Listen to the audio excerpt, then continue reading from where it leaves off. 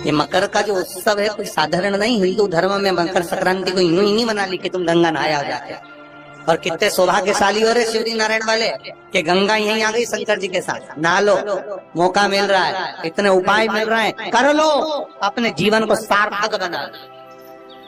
पूरे वर्ष में एक दिन ऐसा आता है, मकर राशि में सूर्य प्रवेश करता है तो उसे मकर संक्रांति कहते हैं। हमारा ध्यान दीजिएगा, पूरे वर्ष में एक दिन मकर संक्रांति।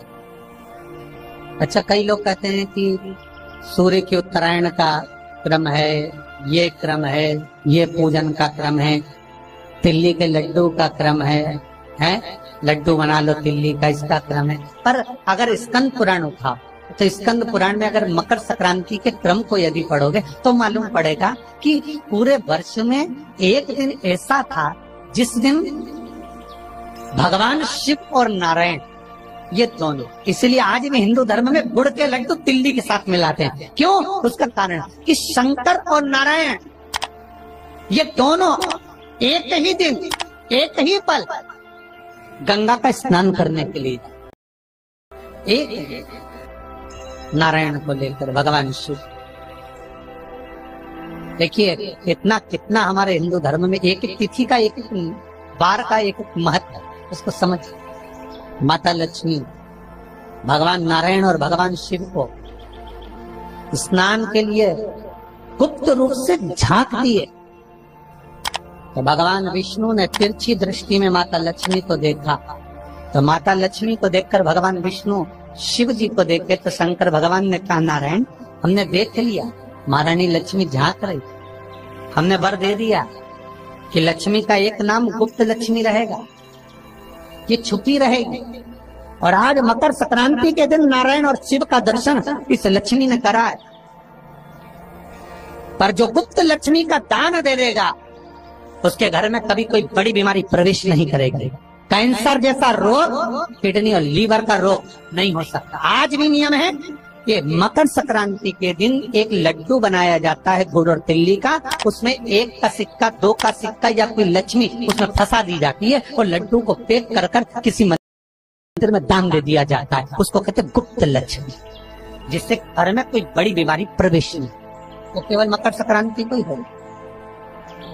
तो महाराज सूर्य का उत्तरायण जो प्रवेश है मकर के अंतर्गत, वो दोपहर में लगभग 2:30 बजे के करीब में आएगा, 2:30 से 3 के करीब में आएगा।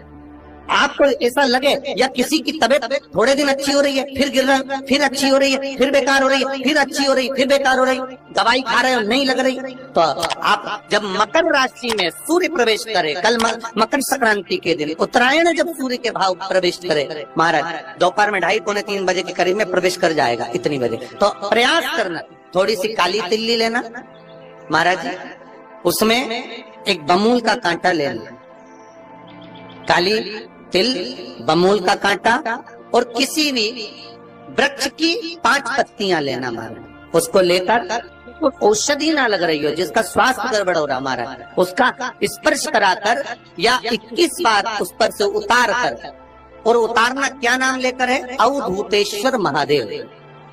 कौन सा महादेव है? जम के बोलो जरा। अवधूतेश्वर महादेव शिव जी का एक अवतार हुआ था, अवधूत रूप शंकर का।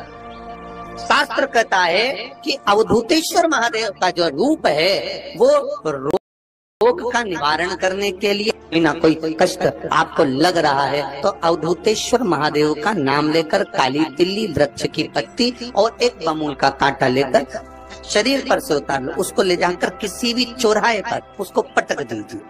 चौरस्ते पर नहीं डाल सकते तो बहते हुए पानी में डाल दीजिए, बहता हुआ पानी ना मिले तो पीपल के वृक्ष के नीचे डाल दीजिए, पर उसको मकर राशि के प्रविष्ट भाव में ही डालना।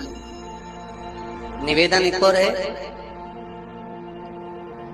जिनके शरीर धूजता अर्थात हाथ पैर में कंपन उत्पन्न होता हो या हाथ पैर में कहीं कंपन का भाव लगता हो, ऐसा महसूस होता हो कि हाथ पैर धूजते हो, तो कल सूर्य को जब अर्घ दें तो उसमें काली मिर्ची पीस कर डालकर फिर सूर्य को अर्घ मारना।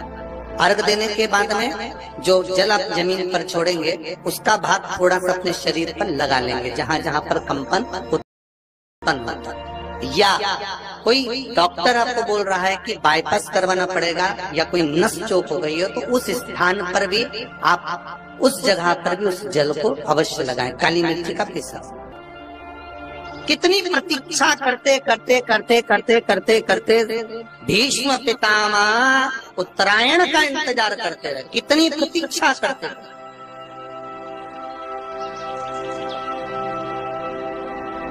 कि कम मौका मिले और कम में स्मरण कम में। शुगर वाले जीव जिनकी शुगर ऊंची नीची हो रही हो, ज्यादा शुगर की परेशानी आ रही हो और इंजेक्शन लेना पड़ रहा हो, उनके लिए निवेदन है काली तिल्ली कल के लिए खास तौर से, बाकी के शुगर के लिए तो उपाय और बाद में बता देंगे, पर कल के लिए जो करना चाह रहे हैं जिनकी शुगर लेवल में नहीं आ रही, काली तिल्ली शंकर भगवान के शिवलिंग पर समर्पित कर दो और उस काली तिल्ली को जब शिव जी पर चढ़ाएं तो महाराज हाटकेश्वर महादेव का नाम लेना है। कौन से महादेव? हाटकेश्वर महादेव का नाम लेना है और शंकर भगवान पर काली तिल्ली चढ़ाते जाना है। उसमें कंकर नहीं हो, सफेद तिल्ली का एक भी दाना नहीं हो, इसका ध्यान रखिए। उस काली तिल्ली को चढ़ा दीजिए। हाटकेश्वर महादेव का स्मरण कर कर किसी को जल ना चढ़ाने देना उस समय पर जब आप शंकर जी को चढ़ाएं, और भगवान शंकर की हाटकेश्वर महादेव का स्मरण कर कर 108 रुद्राक्ष से मनके से माला जप लो। वहीं शंकर चढ़ी रहने देना तिल्ली।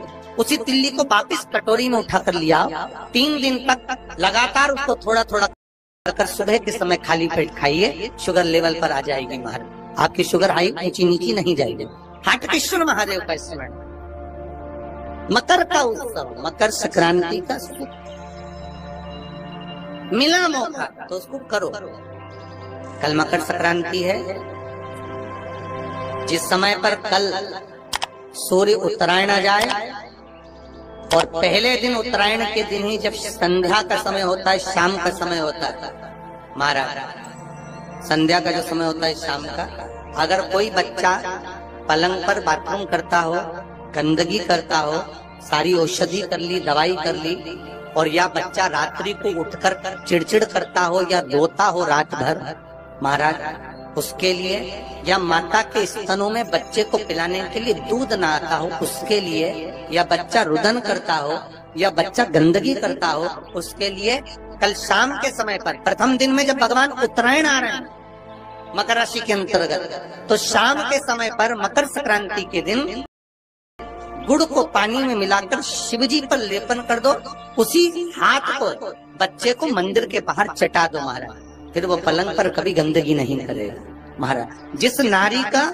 स्तन में दूध नहीं आता हो बच्चों को पिलाने के लिए, उसको भी अगर चटा दिया जाए तो स्तन में दूध आना प्रारंभ हो जाएगा।